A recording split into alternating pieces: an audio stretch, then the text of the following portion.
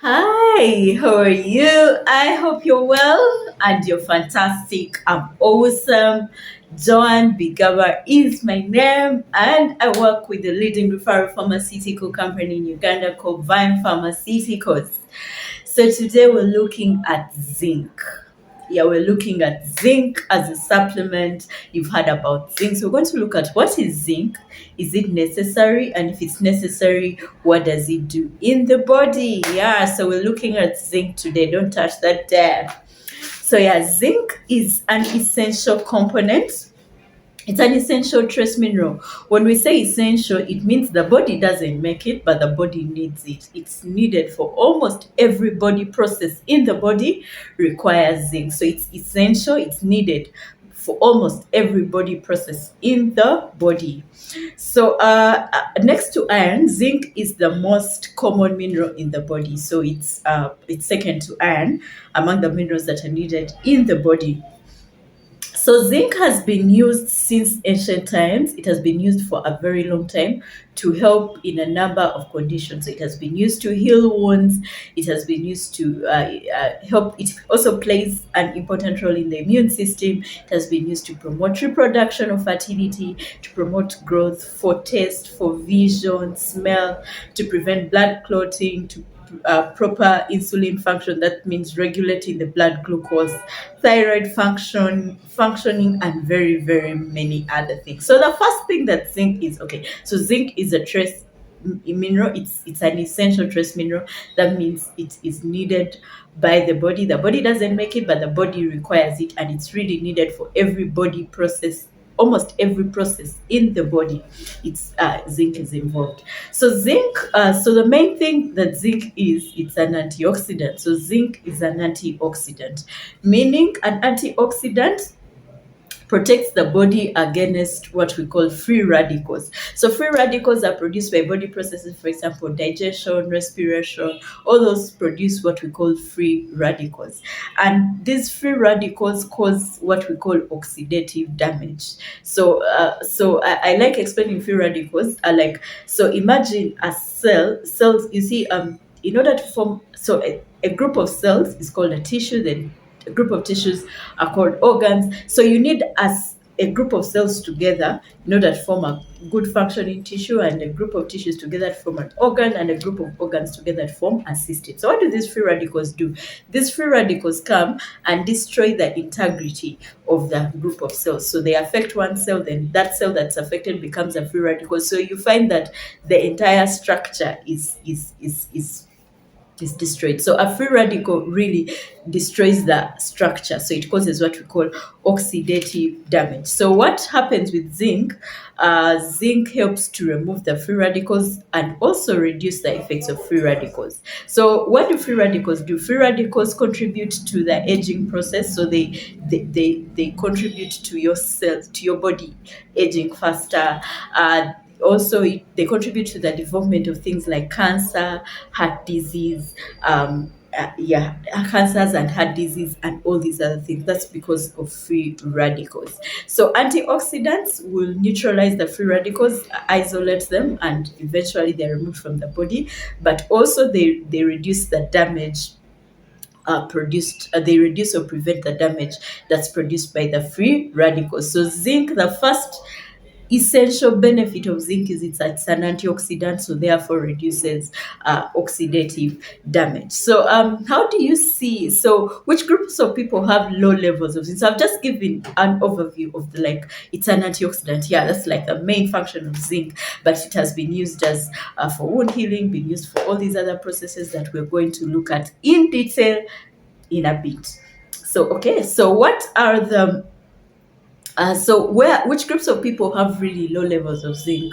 So, for example, breastfeeding mothers, because they need to take enough in order to also transfer to the baby. Pregnant women, zinc is required. The growing fetus requires high amounts of zinc, so a woman's zinc intake needs to be upped, or sometimes the supplements that they are taking for pregnancy actually contain zinc as part of it, because the growing fetus really needs a lot of zinc. Other people are the elderly. The older someone grows, the more they're less likely to absorb zinc and things like that, and also metabolize it effectively. Then also people who have anorexia, so people who like really throw up everything they eat, people who have low appetite, then people who alcoholics also have low levels of zinc, then people with malabsorption syndrome, Crohn's disease, those intestinal disorders that would affect the absorption of zinc because it's needed to be absorbed in the intestines. Okay, so yeah, so what are some of the symptoms of zinc deficiency? So, okay, I'm relating zinc here. Zinc is one of the supplements used for polycystic ovarian syndrome, but we are looking at it as a whole. We're looking at zinc as a whole and the various things that zinc helps us with, the various effects that zinc, the benefits that we have for zinc. So, how do you know that someone has a zinc deficiency? So, the first thing that people have a zinc deficiency have a low appetite, they have poor growth, they have poor wound healing, then they sometimes lack a menstrual period. So they have low appetite, they have poor growth, they have poor wound healing, and lack a menstrual period. Another thing is that they may experience night blindness, they may experience weight loss, the lack of taste and smell. Yeah, very common sign of zinc deficiency, a lack of the sense of taste and smell. Then skin problems like psoriasis, atopic dermatitis, itching yourself, acne. Yeah, acne. One of the treatments of zinc, most of those creams you take, acne creams, anti-acne creams, anti-pimple creams, actually they have zinc as one of the components because it's very good. So people who have a zinc deficiency are more likely to get acne, psoriasis, hair loss, atopic dermatitis. The other sign of zinc deficiency that I saw, you see those white spots that be on fingernails. I remember in Uganda, they used to say that that means that someone is blessed. So if you could, like that person is blessed in Uganda, they would say, I know Mukisa Mungalo or something like that. So it is a zinc, it's a sign of zinc deficiency. It's actually not a blessing or something. It's a sign of a zinc deficiency. So if they have those whitish like spots in the fingernails, it's a sign of zinc deficiency. Another sign of zinc deficiency is depression. Depression is also a sign of zinc deficiency. So, okay.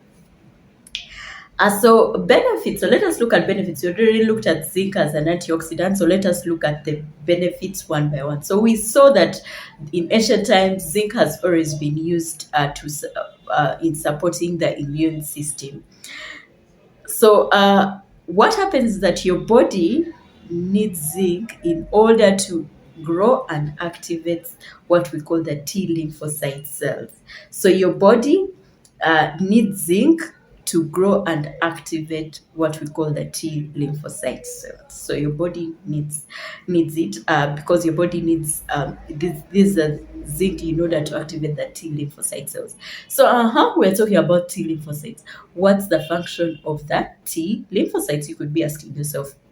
The T lymphocytes are major players in the what we call the adaptive immune system.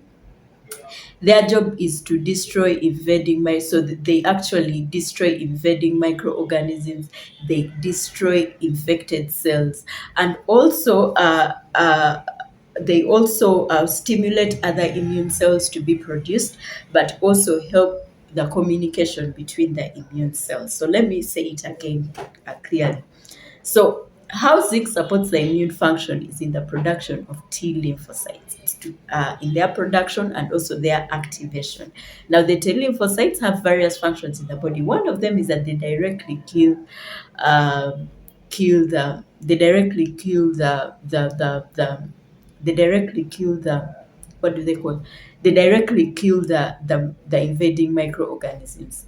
The other thing is that they kill the infected cells. So they directly kill the invading microorganisms, but also kill the infected cells. Okay, so then lymphocytes also stimulate the other immune cells, macrophage, all these other white blood cells, other immune cells to now also react to the invading microorganisms and things like that. But not only that, it also helps to communicate between the cells. When the immune cells are unable to communicate with each other, the body is raged with disease. So the disease is easily reach the body. But when they're able to communicate with each other, they're able to fight off the invading microorganism together. So that's how zinc helps with the immune system. It helps by production of the T lymphocyte cells. Oh yeah. So if your body doesn't have an immune function, without zinc actually, your body immune system can't function. So that means you'll be ravaged with disease. So you need zinc. When they tell you have a low immunity, one of the supplements that you should think of using first is zinc. Okay, so then the next thing is that zinc decreases inflammation. Now the thing about inflammation, immunity and inflammation go hand in hand. That's like, is it the fortunate bit, the unfortunate bit? I'm not sure. Yeah, but immunity and inflammation actually go hand in hand. So inflammation is a complex process. It's essential for wound healing. It's wound healing. But sometimes inflammation can go overboard. So inflammation is actually an immune response, but sometimes it goes overboard. And when it goes overboard, it causes problems throughout the body. So it can cause things like when the blood vessels are inflamed, it can cause narrowing of the blood vessels. It can cause things like asthma. Have someone having an asthma attack. It can cause like excessive sneezing. So when inflammation is too much, it can cause problems, but it's part of the immunity response. So what happens in a study of studies, so what they call a meta-analysis, a study of studies that was done in 2020 showed that zinc supplements actually reduce the number of the number of inflammatory markers in circulation. So it will reduce the number of inflammatory markers in circulation, therefore reducing inflammation. That's why it's an anti-inflammatory.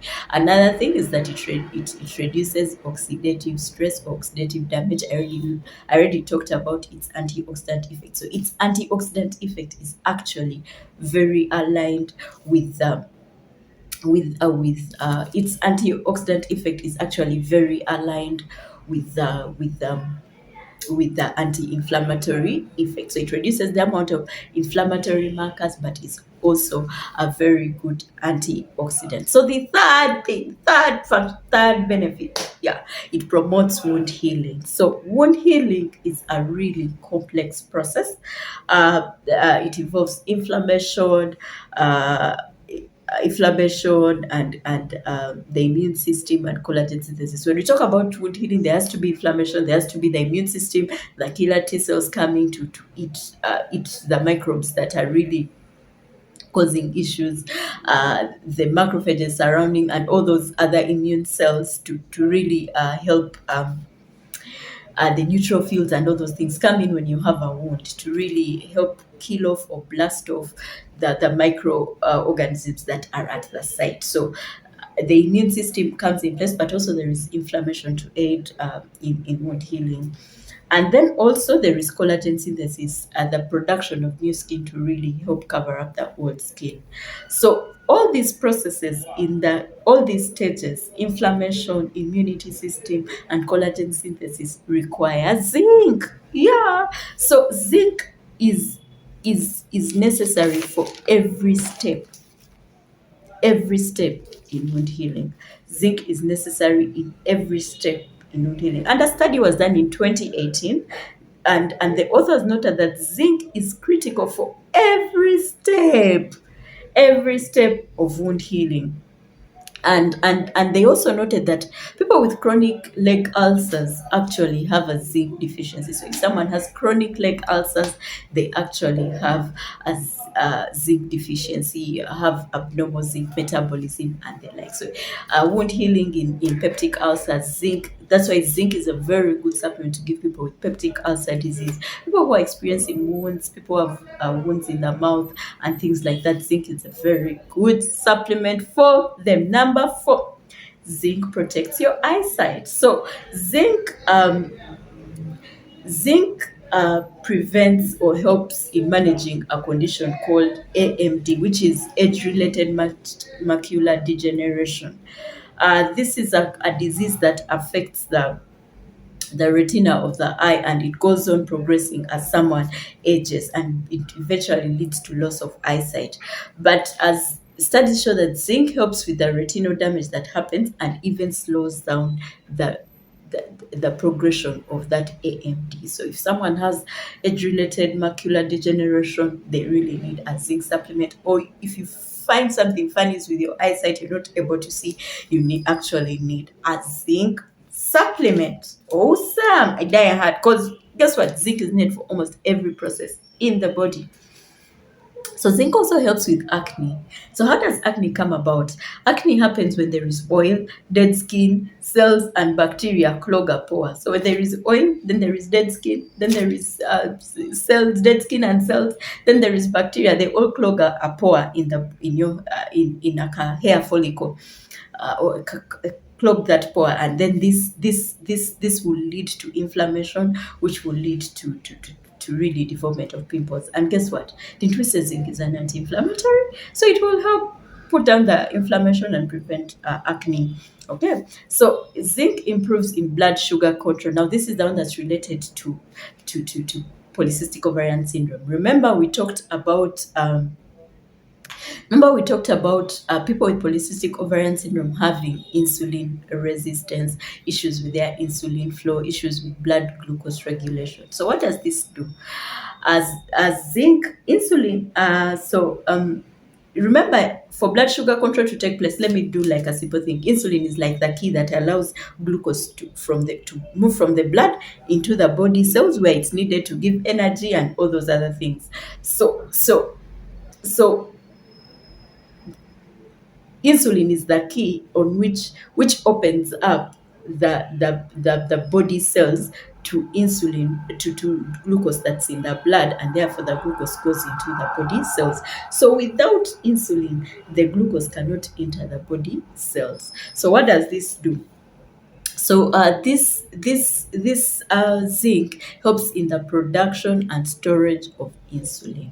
So if someone has low levels of zinc, they will be unable to control their blood glucose. If someone has a zinc deficiency or the pancreas is unable to produce zinc, so they will have issues with their blood glucose levels. So zinc will help in the production of insulin, in the storage of insulin, because it's really needed in high concentration in the pancreatic as cells, the islets, which are needed actually for insulin production. Yes, so it will be very important in the balancing of blood glucose. So zinc also helps prevent cancer. Remember, we talked about cancer and zinc being an antioxidant, but then also there is prevention of cancer, because zinc helps to preserve a gene called the P53 gene. So zinc helps to preserve a gene called the P53 gene, which helps suppress tumor growth and stops cancer from developing. So zinc helps to preserve the P53 gene, which helps suppress tumor growth and stops cancer from developing. Yeah. Then for pregnant people, zinc decreases the risk of preterm births in people who are pregnant, because zinc helps in the production of the proteins and DNA. It is a key building block in fetal growth and development. Yeah, so research shows that there's over 14% drop in the chances of someone getting a preterm birth when someone is on zinc supplementation. That's why zinc is part of the ingredients in the supplements that are given to women, the prenatal supplements and the antenatal supplements. Okay, so zinc also helps in egg development. So people who have PCOS, usually their polycystic ovarian syndrome, usually their problem is with the egg development. So zinc is a key player in oocyte development. It helps with embryogenesis, and also later on helps with implantation. That when fertilization takes place, it helps with implantation. So it's a key player in embryogenesis. It's a key player in oocyte development, the development of the egg, and all those things. So zinc deficiency can negatively affect the early stages of egg development.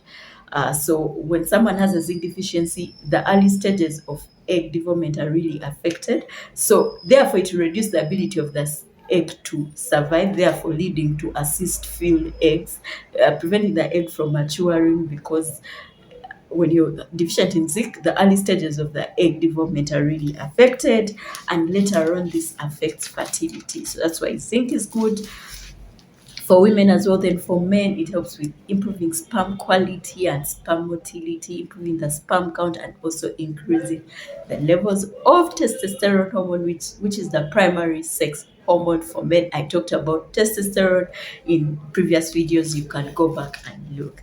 Thank you so much. For more information, visit any Vine pharmaceutical outlet near you. We are ready to serve you. Remember, we give value with values. Bye bye.